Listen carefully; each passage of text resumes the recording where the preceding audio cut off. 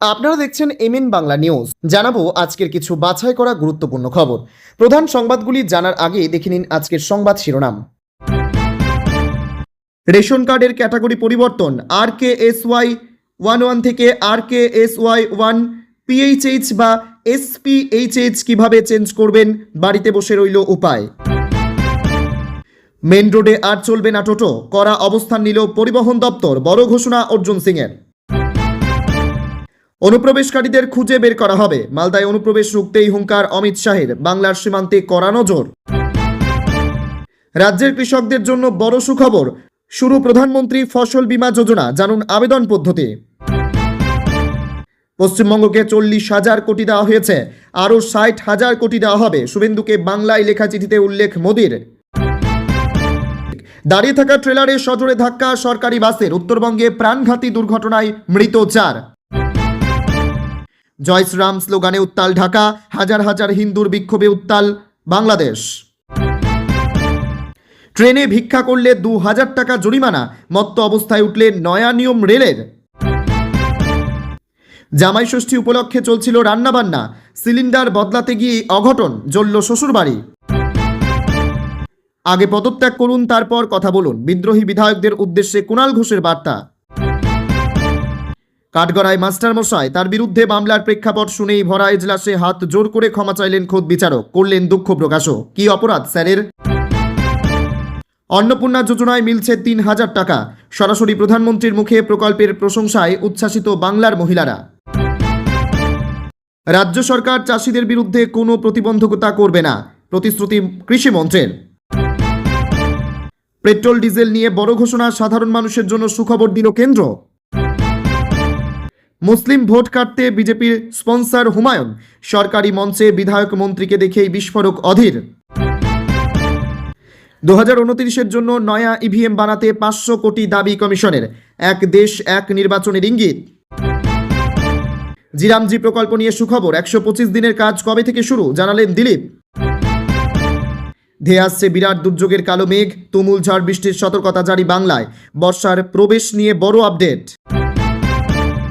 কড়া পাহারায় শুরু নিট, 22 লক্ষ পরীক্ষার্থীকে নির্ভয় থাকার বার্তা কেন্দ্রীয় শিক্ষামন্ত্রীর। থানার সামনে ডিম হাতে বিজেপি, গায়েঘাটায় বাড়ছে রাজনৈতিক উত্তাপ। রেশন কার্ডে এই কাজটা আজই করে ফেলুন, না হলেই বন্ধ হতে পারে রেশনের চাল ডাল পাওয়া। এতক্ষণ শুনছিলেন সংবাদ শিরোনাম, এবার আসছে বিস্তারিত খবরে। ভিডিওটি ভালো লাগলে লাইক করুন এবং আমাদের ইউটিউব চ্যানেলটি সাবস্ক্রাইব করে আমাদের সঙ্গে থাকুন। পরবর্তী আপডেটের জন্য ধন্যবাদ। রেশন কার্ডের সঙ্গে EKYC সম্পূর্ণ করা এখন অত্যন্ত গুরুত্বপূর্ণ, কারণ এটি উপভোক্তাদের পরিচয় যাচাইয়ের প্রক্রিয়ার অংশ। নির্ধারিত সময়ের মধ্যে EKYC না করলে বিনামূল্যে রেশন পাওয়ার সুবিধা বন্ধ হয়ে যেতে পারে বলে সতর্ক করা হয়েছে। দেশের কোটি কোটি মানুষের কাছে রেশন কার্ড একটি অত্যন্ত প্রয়োজনীয় নথি। সম্প্রতি সরকার রেশন কার্ডধারীদের জন্য EKYC সম্পূর্ণ করার নির্দেশ জারি করেছে কেন্দ্রীয় সরকার। খাদ্য মন্ত্রক নির্দিষ্ট সময়সীমা বেঁধে দিয়েছে। নির্দিষ্ট সময়সীমার মধ্যে EKYC করা না হলে ভবিষ্যতে সমস্যায় পড়তে হতে পারে। EKYC আসলে এমন একটি যাচাই প্রক্রিয়া যেখানে রেশন কার্ডধারীদের পরিচয় আধার কার্ডের তথ্যের সঙ্গে মিলিয়ে নিশ্চিত করা হয়।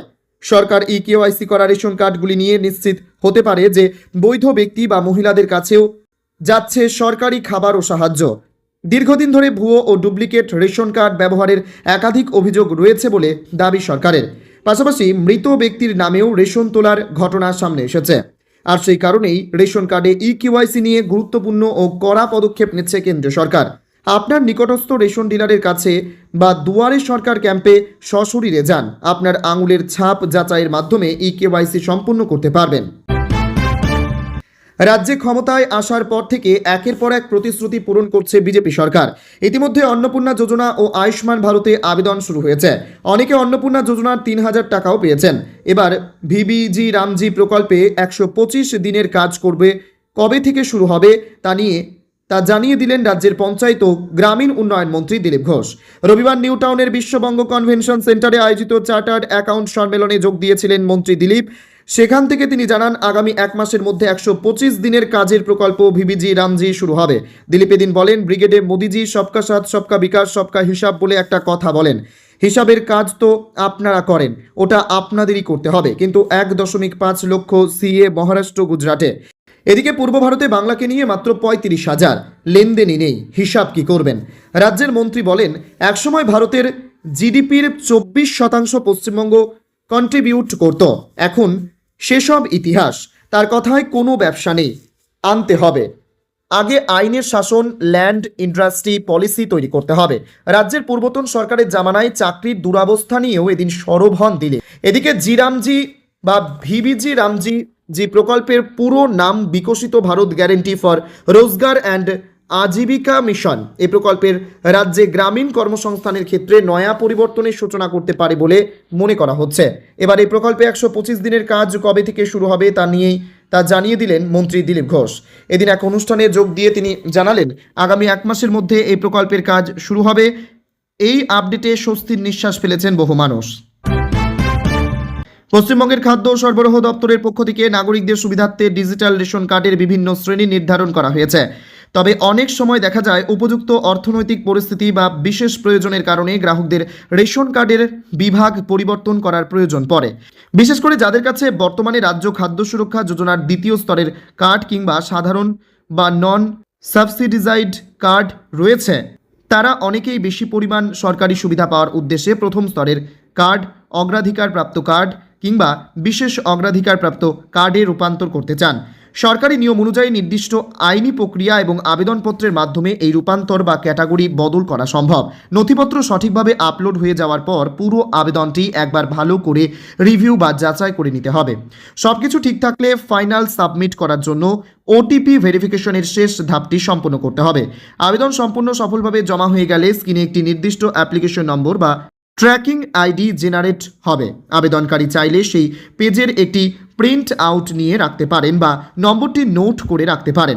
পরবর্তী খাদ্য দপ্তরের এই একই ওয়েবসাইটে গিয়ে ওই ট্র্যাকিং নম্বর এবং মোবাইল কোডের সাহায্যে নিজের আবেদনের বর্তমান স্থিতি বা স্ট্যাটাস খুব সহজেই পরীক্ষা করা সম্ভব। আবেদনপত্র জমা পড়ার পর খাদ্য দপ্তরের নির্দিষ্ট আধিকারিক বা পরিদর্শক দল পুরো বিষয়টি খতিয়ে দেখেন। ক্ষেত্র বিশেষে আবেদনকারীর দেওয়া তথ্যের সত্যতা যাচাই করতে আধিকারিকরা সরাসরি বাড়িতে এসেও তদারকি বা ফিজিক্যাল ভেরিফিকেশন করতে পারেন। যদি পরিদর্শকের রিপোর্টে সমস্ত তথ্য সঠিক কিংবা নিয়মসম্মত বলে প্রমাণিত হয়, তবেই ব্লক উন্নয়ন আধিকারিক বা মহকুমা শাসক এই পরিবর্তনের অনুমোদন দেন। অনুমোদন পাওয়ার পর পুরনো কার্ডটি স্বয়ংক্রিয়ভাবে নিষ্ক্রিয় হয়ে যায় এবং নতুন ক্যাটাগরির রেশন কার্ড অনলাইন থেকে ডাউনলোড করা যায়। পরবর্তীতে ডাকযোগে বা স্থানীয় ডিলারের মাধ্যমে নতুন প্লাস্টিক কার্ডটি গ্রাহকের হাতে পৌঁছে দেওয়া হয়। গত কয়েক বছরে রাজ্যের প্রতিটি কোণায় টোটো ও ই-রিকশার সংখ্যা জ্যামিতিক হারে বেড়েছে। স্বল্প দূরত্বের যাতায়াতের মাধ্যম হিসেবে এটি জনপ্রিয় হলেও যত্রতত্র চলাচল এবং যানজট নিয়ে অভিযোগের অন্ত নেই। এই পরিস্থিতিতে রাজ্যের রাস্তাঘাট সুশৃঙ্খল করতে কড়া পদক্ষেপ নিতে চলেছে পরিবহন দপ্তর। সম্প্রতি স্বয়ং পরিবহন মন্ত্রী অর্জুন সিং জানিয়েছেন, এবার থেকে প্রধান রাস্তা বা হাইওয়েতে টোটো চলাচলের ওপর লাগাম টানা হবে। সংবাদ মাধ্যমের মুখোমুখি হয়ে পরিবহন মন্ত্রী অর্জুন সিং স্যাব জানিয়েছেন, যেসব রাস্তায় ভারী যানবাহন চলাচল করে সেখানে আর টোটো বা ই-রিকশা চলতে দেওয়া হবে না। এই যানগুলিকে মেইন রোড থেকে সরিয়ে এলাকার অভ্যন্তরীণ ছোট রাস্তাগুলোতে চলাচলের জন্য নির্দিষ্ট রুটে তৈরি করতে হবে। কেন এই কঠোর সিদ্ধান্ত? পরিবহন মন্ত্রীর মতে সুপ্রিম কোর্টের গাইডলাইন মেনেই এই সিদ্ধান্ত নেওয়া হচ্ছে। তার কথায়, সুপ্রিম কোর্টের নির্দেশিকা অনুযায়ী ভারী যান চলাচলের রাস্তায় টোটোর মতো ছোট ও ধীরগতির যানবাহনের চলাচল অত্যন্ত ঝুঁকিপূর্ণ। যাত্রী সুরক্ষা সুনিশ্চিত করা এবং যানজট নিরসনই আমাদের প্রাথমিক লক্ষ্য। পরিবহন দপ্তরের দায়িত্ব নেওয়ার পর থেকে একাধিক জনমুখী ও সংস্কারমূলক পদক্ষেপের কথা শোনাচ্ছেন অর্জুন সিং। সম্প্রতি তিনি সরকারি বাসের সংখ্যা বাড়ানোর ওপর জোর দিয়েছেন। পাশাপাশি কলকাতার ঐতিহ্যবাহী ট্রামকে আধুনিক প্রযুক্তির মোড়কে ফিরিয়ে আনার ইঙ্গিতও দিয়েছেন তিনি। এবার মেইন রোডে টোটো নিয়ন্ত্রণের ঘোষণা সেই পরিকল্পনারই অংশ বলে মনে করছে ওয়াকিবহল মহল। প্রভাব কি হতে পারে? পরিবহন মন্ত্রীর এই মন্তব্যের পর থেকেই শহর ও শহরতলির সাধারণ মানুষ ও টোটো চালকদের মধ্যে জল্পনা শুরু হয়েছে। প্রশাসনের এই পদক্ষেপ কার্যকর হলে মেইন রোডে যানজট কমবে এবং ছোটখাটো দুর্ঘটনার হার অনেকাংশে হ্রাস পাবে বলে আশা করা হচ্ছে। তবে স্থানীয় রুটে টোটো চালকদের জন্য নতুন কোনো গাইডলাইন বা রুটম্যাপ তৈরি করা হয় কিনা তা দেখার অপেক্ষায় এখন সাধারণ মানুষ। কেন্দ্রীয় সরকার রাজ্যকে সম্ভাব্য সব রকম সাহায্য করবে। জল জীবন মিশন এবং পরিকাঠামো সম্পর্কিত কাজ সহ অতীতের আটকে থাকা উন্নয়নমূলক কাজগুলিকে ত্বরান্বিত করতে প্রায় 40,000 কোটি টাকা দেওয়া হয়েছে। পশ্চিমবঙ্গ দিবস উপলক্ষে রাজ্যের জনগণকে শুভেচ্ছা জানিয়ে রাজ্যের উন্নয়ন ও সমৃদ্ধির লক্ষ্যে এক আবেগঘন বার্তা পাঠালেন প্রধানমন্ত্রী নরেন্দ্র মোদী। রাজ্যের মুখ্যমন্ত্রী শুভেন্দু অধিকারীর উদ্দেশ্যে পাঠানো 5 পাতার চিঠিতে প্রধানমন্ত্রী পশ্চিমবঙ্গের ঐতিহাসিক গুরুত্ব, সাংস্কৃতিক ঐতিহ্য এবং ভবিষ্যৎ উন্নয়নের সম্ভাবনার কথা তুলে ধরেন। সেই চিঠির জন্য প্রধানমন্ত্রীর প্রতি গভীর কৃতজ্ঞতা ও ধন্যবাদ জ্ঞাপন করেছেন শুভেন্দু।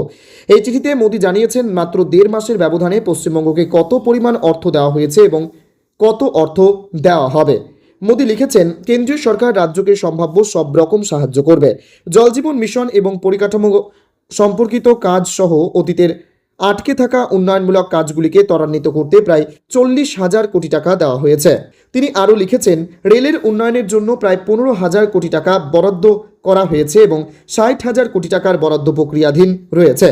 বিধানসভা ভোটের প্রচারের সময় রাজ্যে এসে মোদী কথা দিয়েছিলেন, পশ্চিমবঙ্গে বিজেপির নেতৃত্বাধীন সরকার প্রতিষ্ঠা হলে ডাবল ইঞ্জিন সরকার রাজ্যকে সব রকম সাহায্য করবে। দুদিনের পশ্চিমবঙ্গ সফরে এসে পশ্চিমবঙ্গ দিবস পালনের পাশাপাশি রাজ্যের জন্য তার সরকার এখনো পর্যন্ত কত বরাদ্দ দিয়েছে এবং আগামীতে সেই বরাদ্দের পরিমাণ কত হতে পারে সে নিয়ে শুভেন্দুকে লেখা চিঠিতে বিস্তারিত জানিয়েছেন তিনি। পাল্টা প্রধানমন্ত্রীকে ধন্যবাদ জানিয়ে এক বিবৃতিতে শুভেন্দু বলেন, পশ্চিমবঙ্গের উন্নয়ন, অগ্রগতি ও সমৃদ্ধির লক্ষ্যে মাননীয় প্রধানমন্ত্রীর এই ভরসা, অনুপ্রেরণা, উৎসাহ এবং অবিচল সমর্থন আমাদের সকলকে নতুন উদ্যমে কাজ করার শক্তি যোগায়। পশ্চিমবঙ্গের মানুষের পক্ষ থেকে আমি তার প্রতি আন্তরিক কৃতজ্ঞতা ও ধন্যবাদ জানাই। তিনি আরও বলেন, রাজ্যের উজ্জ্বল ভবিষ্যৎ গড়ে তুলতে কেন্দ্র ও রাজ্যের সম্মিলিত প্রচেষ্টা অত্যন্ত গুরুত্বপূর্ণ এবং সেই লক্ষ্যেই সকলকে একযোগে কাজ করতে হবে। নির্মীয়মান বিশাল শ্রীরাম মূর্তির কাজ বন্ধ করে দেওয়া এবং রামের ছবি অবমাননার অভিযোগে উত্তাল হয়ে উঠল বাংলাদেশের রাজধানী ঢাকা। জয় শ্রীরাম স্লোগান তুলে বিভিন্ন হিন্দু সংগঠনের নেতৃত্বে হাজার হাজার মানুষ মশাল মিছিলে অংশ নেন। বাংলাদেশের রংপুরের কাছে গাইবান্ধা জেলার পলাশবাড়িতে 81 ফুট উঁচু একটি শ্রীরাম মূর্তি তৈরির কাজ চলছিল, কিন্তু ইসলামিক সংগঠনগুলির হুমকির জেরে সেই কাজ বন্ধ হয়ে যায়। 22 কোটি টাকা ব্যয়ে একটি মন্দির কমপ্লেক্সের অংশ হিসেবে এই মূর্তিটি তৈরি হচ্ছিল এবং এর 80% কাজই শেষ হয়ে গিয়েছিল। এর কিছুদিন পরেই এই মাসের শুরুতে একটি প্রতিবাদ মিছিলের সময় বিক্ষোভকারীরা শ্রীরামের ছবির ওপর জুতো রেখে অপমান করে। এই ঘটনার জেরেই এখন এই বিশাল বিক্ষোভ শুরু হয়েছে। দোষীদের গ্রেপ্তার করার জন্য সরকারকে 72 ঘন্টার সময়সীমা দিয়েছে তারা। হিন্দু মহাজোট হুঁশিয়ারি দিয়েছে, যদি মূর্তির কাজ আবার শুরু করার অনুমতি না দেওয়া হয় তবে বাংলাদেশের সমস্ত জেলায় রাম মন্দির তৈরি করা হবে। শনিবার তারা ধর্ম বিষয়ক মন্ত্রণালয়ে একটি স্মারকলিপি জমা দেবে। পুজো উদযাপন জাতীয় কমিটিও দেশব্যাপী আন্দোলনের ঘোষণা দিয়েছে। বিক্ষোভকারীরা ঢাকার শাহবাগ জংশন থেকে মিছিল শুরু করে জাতীয় প্রেস ক্লাবের দিকে যায় এবং সেখানে একটি মানব শৃঙ্খল তৈরি করে। রংপুরেও একটি প্রতিবাদ মিছিল আটকানোর চেষ্টা করলে পুলিশের সঙ্গে বিক্ষোভকারীদের সামান্য সংঘর্ষ হয়। প্রসঙ্গত, বাংলাদেশের রাজনৈতিক অস্থিরতার পর সংখ্যালঘু হিন্দুদের ওপর হামলার ঘটনা বাড়ছে। এবছরের 1 জানুয়ারি থেকে 31 মার্চের মধ্যে দেশে 133টি ট্রেন যাত্রার বড় পরিবর্তন। বিনা টিকিটে যাত্রায় এখন থেকে দ্বিগুণ জরিমানা দিতে হবে, পাশাপাশি দিতে হবে বাড়তি জরিমানাও। ওয়েস্টার্ন রেলওয়ের তরফে নির্দেশিকা জারি করে জানানো হলো, 20 জুন থেকে বর্ধিত জরিমানা কার্যকর বলে জানানো হয়েছে। ঠিক কি ঘোষণা করা হলো জেনে নিন। বিনা টিকিটে যাত্রা করলে ন্যূনতম জরিমানা 250 থেকে বেড়ে 500 টাকা হলো। মেল বা এক্সপ্রেস ট্রেনে বিনা টিকিটে জেনারেল কামরায় উঠলে 50 কিলোমিটার দূরত্বের জন্য ন্যূনতম 570 টাকা জরিমানা দিতে হবে। এতদিন যা ছিল 320 টাকা। সংরক্ষিত আসনে 50 কিলোমিটার দূরত্বের জন্য জরিমানা দিতে হবে 585 টাকা। এতদিন যা 335 টাকা ছিল। স্লিপার ক্লাসের ক্ষেত্রে 200 কিলোমিটার দূরত্বের জরিমানা 780 টাকা, আগে যা 530 টাকা ছিল। এসি চেয়ার কারে 150 কিলোমিটার দূরত্ব পর্যন্ত জরিমানা 1025 টাকা, এতদিন যা ছিল 765 টাকা। এসি 3 টিয়ারে 300 কিলোমিটার দূরত্বের জরিমানা 1525, এতদিন যা 1480 টাকা ছিল। এসি 2 টিয়ারের ক্ষেত্রে 300 কিলোমিটারের জরিমানা একই রয়েছে 2070 টাকা। স্টেশনে অনুমোদিত প্রবেশে জরিমানা দিতে হতে পারে 5000 টাকা পর্যন্ত, এতদিন যা ছিল 1000 টাকা। মদ্যপান করে মত্ত অবস্থায় ট্রেনে উঠলে 1000 টাকা জরিমানার পাশাপাশি সমাজসেবার কাজ করতে হবে।